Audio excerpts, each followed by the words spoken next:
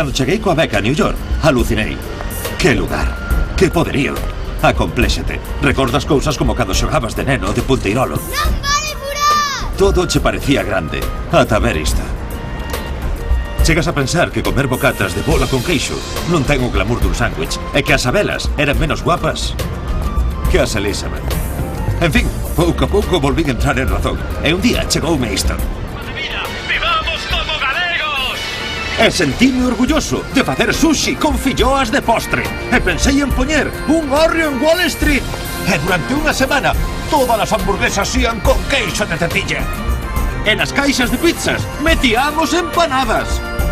E convencimos ao Concello de New York. Magosto, pulpada e churrascada en Central Park. E as pulpeiras fixeron temblar os dos perritos. E deixamos claro que con bacalao e queimada pódese cambiar o mundo. E apareceu o supergaiteiro. E festa rachada en Manhattan.